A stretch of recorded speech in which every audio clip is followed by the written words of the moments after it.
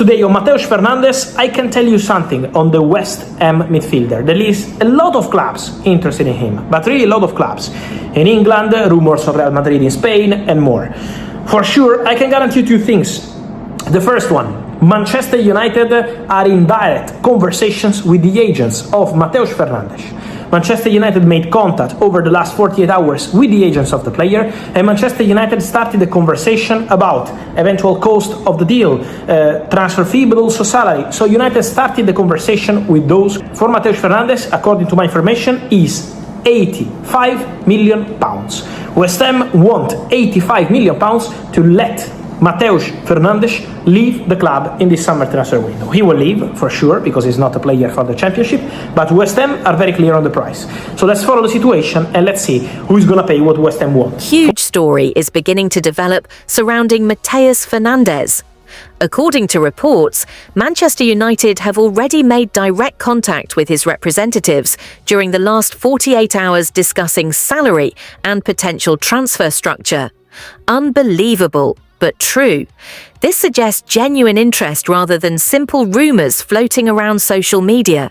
The reported valuation, however, immediately creates debate because West Ham demanding around £85 million changes everything. Let that sink in. £85 million. That is superstar money.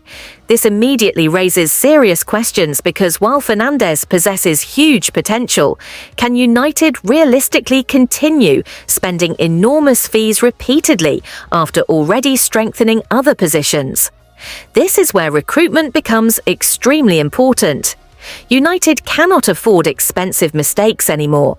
Sir Jim Ratcliffe has repeatedly spoken about financial discipline, reducing waste and becoming smarter in the market. So if United genuinely spend this kind of money, it means decision-makers inside Old Trafford believe Fernandes could become a cornerstone of Carrick's midfield for years.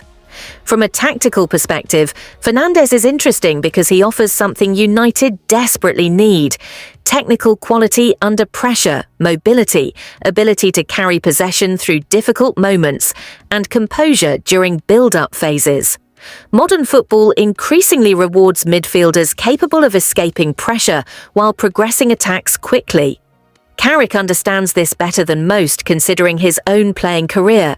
Manchester United supporters, this midfield rebuild is starting to look absolutely massive, and make no mistake, this could define the entire future of Michael Carrick's project at Old Trafford.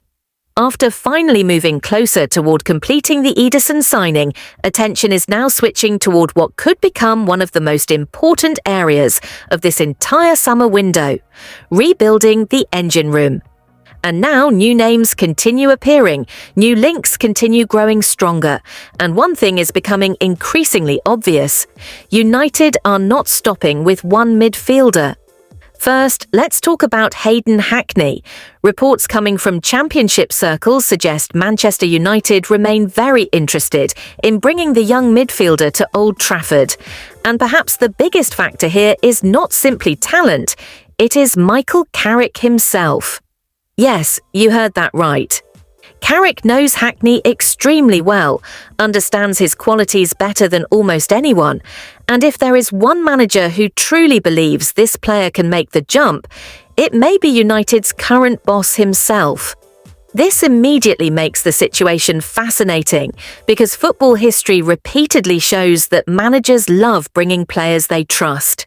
Carrick worked with Hackney, developed him, understands his mentality, understands his tactical discipline, and understands exactly what he would bring to this squad. But here is the question United fans should ask themselves: is Hackney arriving as a squad option or as a genuine first-team midfielder? Because there is a huge difference. The Premier League is ruthless. Old Trafford pressure is enormous.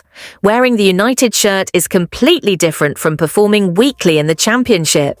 However, what makes this move exciting is that Hackney possesses qualities modern football desperately demands: energy, intensity, ball progression, and tactical intelligence.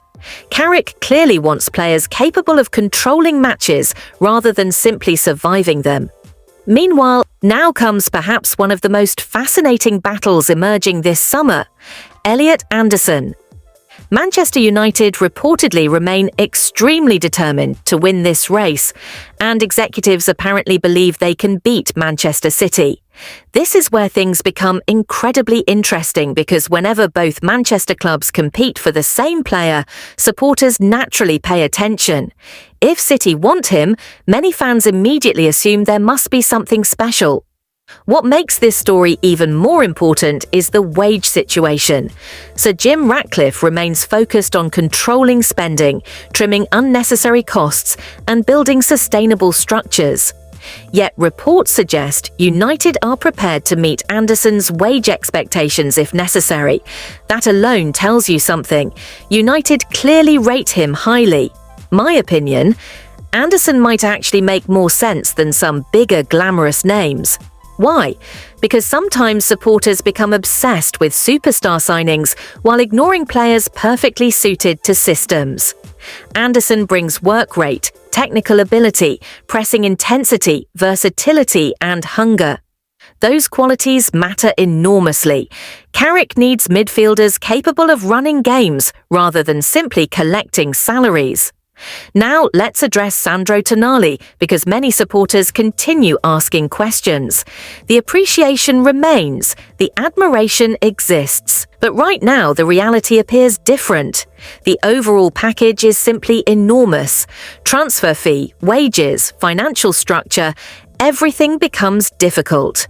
According to reports from England, the situation surrounding Marcus Rashford continues to be one of the biggest talking points of Manchester United's summer transfer window. The talented England international remains a player whose future is attracting enormous attention. But there is one major obstacle standing in the way of any quick departure from Old Trafford, and that is his wage package. Reports suggest Rashford earns in excess of £300,000 per week, a figure that immediately reduces the number of clubs capable of completing a deal. Make no mistake, this is huge. Plenty of clubs may admire Rashford's quality, pace, experience, and goal-scoring ability, but very few are willing or able to match such significant wages. That means any negotiations could become complicated and lengthy, especially if interested clubs hope Manchester United will contribute towards part of his salary. From United's perspective, that would not be ideal because the club is trying to improve its financial position while creating room for new arrivals. The longer this situation continues, the more interesting it becomes. If no agreement is reached before pre-season begins, Rashford would theoretically return to Carrington and train alongside the rest of the squad. Just imagine that scenario for a moment. A player heavily linked with a move away from the club, reporting back for training while transfer negotiations continue in the background. Football has produced many similar situations over the years, but it always creates headlines and endless debate among supporters. United fans, what would you do? Would you keep Rashford and give him another opportunity to prove himself? Or would you cash in now and reinvest the funds elsewhere in the squad? Let that sink in. Looking at the bigger picture, my opinion is that Rashford remains one of the most naturally gifted attacking players developed by Manchester United in recent years. His pace, direct running, and ability to decide matches in a single moment cannot be questioned. However, modern football is ruthless, and clubs are constantly evaluating whether a player's contribution justifies his financial package. If Michael Carrick and the recruitment team believe that selling Rashford would unlock funds for multiple signings in key positions, then a difficult decision may have to be made. On the other hand, if Rashford rediscovers his best form, United could still possess a player capable of producing match-winning moments against the biggest sides in England and Europe. That is why this saga remains fascinating.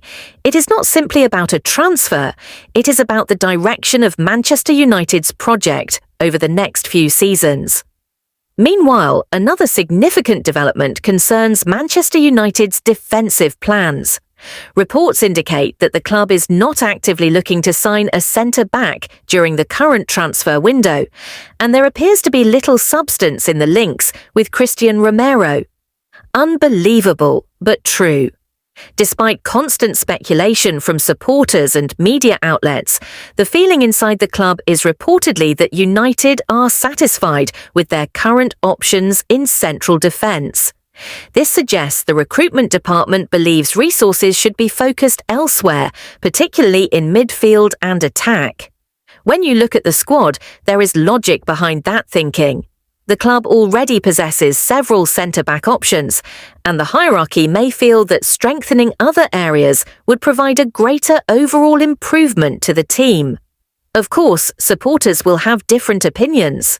Some fans still believe another commanding defender would elevate the back line to a higher level, while others agree that midfield creativity and attacking quality are bigger priorities.